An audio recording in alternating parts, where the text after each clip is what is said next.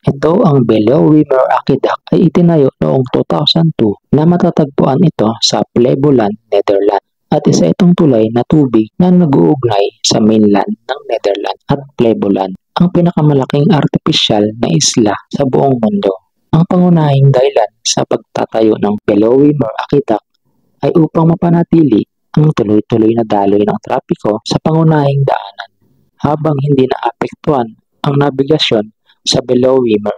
Ang disenyo ng aqueduct ay para sa dalawang klase ng sasakyan, pangtubig at panglupa.